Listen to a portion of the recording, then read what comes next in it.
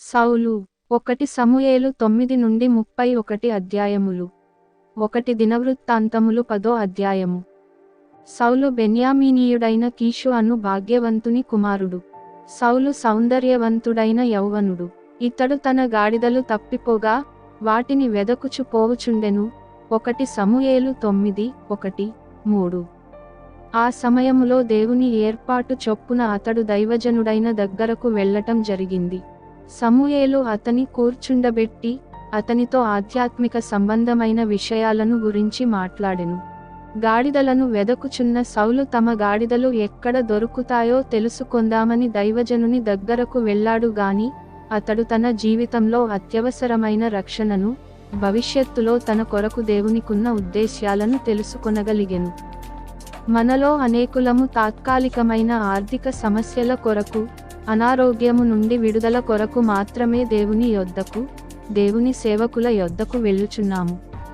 అయితే మన జీవితంలోని సమస్యలకు, వ్యాధులకు కారణమైన పాపనివృత్తిని, క్రీస్తు ఇచ్చు పాపక్షమాపణను మనము పొందుటకు దేవునిని ఆశ్రయించవలెను. దేవుడు తన ప్రజలకు తానే రాజుగా ఉండి వారిని నడిపించాలని ఆశించెను గాని ఆనాటి ఇశ్రాయేలీయులు మాకు రాజు కావలెనని శోధించినందున దేవుడు వారి కొరకు ఒక రాజును సిద్ధపరచుచుండెను. అతడే సౌలు. సమూయేలు సౌలుతో మాట్లాడి అతనిని పశ్చాత్తాపములోనికి, రక్షణలోనికి నడిపించెను. అతని పట్ల దేవునికున్న ఉద్దేశ్యాలను బయలుపరచెను. అతడు సమూయేలు నొద్ద నుండి వెళ్ళుటకు తిరుగగా దేవుడు అతనికి క్రొత్త మనస్సును అనుగ్రహించెను. ఆ దినముననే ఆ సూచనలు కనబడెను. 1 సమూయేలు 10:9. క్రొత్త మనస్సును పొందిన సౌలు ఇశ్రాయేలీయులకు రాజాయెను. సమూయేలు ప్రార్థన. సౌలు కత్తితో చుట్టుప్రక్కల ఉన్న శత్రువులనందరినీ జయించగలిగిరి. ఇశ్రాయేలీయుల దేవుడు గొప్పవాడని అన్యులు గుర్తించగలిగిరి. అప్పుడు సౌలు 30 ఏండ్లవాడు. అలాగు దేవుని మహిమార్థమై 2 సంవత్సరములు సమూయేలు ప్రార్థనా సహాయముతో సౌలు దేవుని మహిమపరచెను. 1 సమూయేలు 13:1. కాని ఒకసారి బలి అర్పించుటకు సమూయేలు ఆలస్యము చేయగా రాజైన సౌలు గర్వముతో తానే యాజకుడైనట్లుగా బలిని అర్పించెను. సమూయేలు వచ్చి నీవు అవివేకపు పని చేసితివని అతనిని హెచ్చరించెను. 1 సమూయేలు 1:3-8-1-3.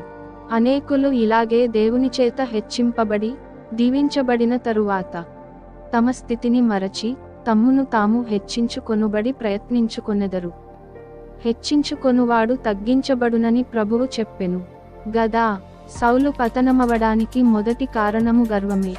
రెండవదిగా సమూయేలు సౌలును అమాలేకీయుల పట్టణములోనికి వెళ్లి కనికరింపక అమాలేకీయులనందరినీ హతము చేసి వారికి కలిగినదంతయు పాడుచేసి రమ్మని యెహోవా సెలవిచ్చుచున్నాడని చెప్పెను. అయితే సౌలు అమాలేకీయుల మీదకు వెళ్లి జనులను హతము చేసెను గాని రాజును ప్రాణముతో పట్టుకొని వచ్చెను. వారి గొట్టెలలోను ఎడ్లలోను బలహీనమైన వాటిని, జబ్బుగల వాటిని హతము చేసెను గాని బలమైన క్రొవ్విన వాటిని తెచ్చుకొనెను. తిరిగి వచ్చి నీవు చెప్పినట్లు చేసితినని సమూయేలుతో అనెను. చెప్పినది చెప్పినట్లు చేయక నీ ఇష్టము వచ్చినట్లు చేయుట, సగం సగం చేయుట అవిధేయతయగును గాని విధేయత కాదు. సౌలు తన అవిధేయతను ఒప్పుకొనవలెనని సమూయేలు ఆశించెను గాని తన్ను తాను సమర్థించుకొంటున్న సౌలు సాకులు చెప్పి తప్పించుకొనజూసెను.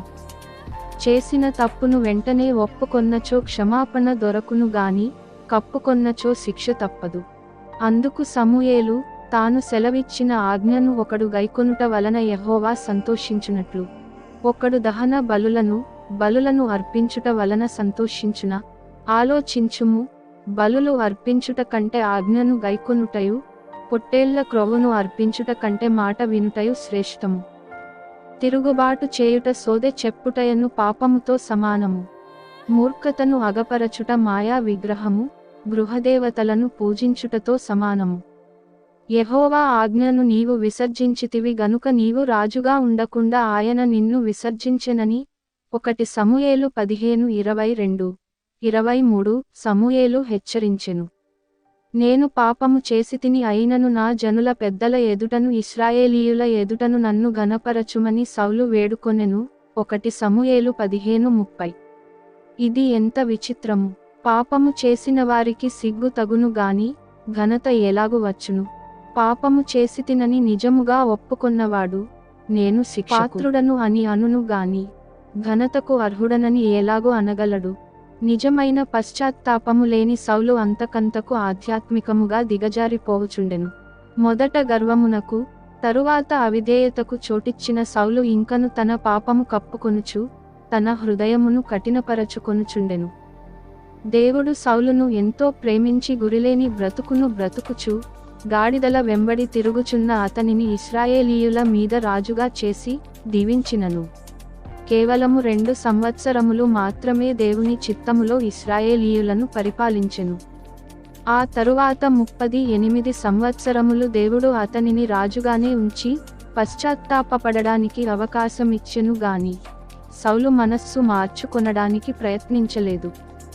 ఫిలిష్తీయులు దండెత్తి వచ్చి కేకలు వేయుచుండగా సౌలు వారిని జయించలేకపోయెను. గొల్యాతుతో యుద్ధమాడి జయించలేకపోయెను. ఆ సమయములో దేవుడు చిన్న దావీదును గొల్యాతును పడగొట్టుటకు వాడుకొనెను. కాని సౌలు అతనిని ప్రేమించలేక అసూయతో అతనిపై విషపు చూపు నిలిపెను. 1 సమూయేలు 18:9. గర్వమునకు అవిధేయతకు అసూయకు చోటిచ్చిన సౌలును దేవుని ఆత్మ విడిచిపెట్టగా దురాత్మ అతనిని పట్టుకొని ఇంకను హీనమైన స్థితికి దిగజార్చెను. తన అల్లుడైన దావీదును చివరికి తన సొంత కుమారుడైన యోనాతానును కూడా చంపడానికి సిద్ధపడెను. 1 సమూయేలు 19:10. 20:30-33.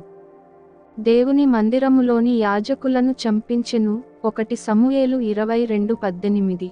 తాను మొదట రాజైనప్పుడు వెళ్ళగొట్టిన సోదెగాండ్రను కర్ణపిశాచి గలవారిని మరల వెదకి రప్పించగోరెను. 1 సమూయేలు 28:7. దేవుని చిత్తమును దేవుని హెచ్చరికలను సలహాలను అందించుచున్న దైవజనుడైన సమూయేలును పోగొట్టుకొనిన సౌలు సాతాను సహాయము కొరకు ప్రాకులాడెను.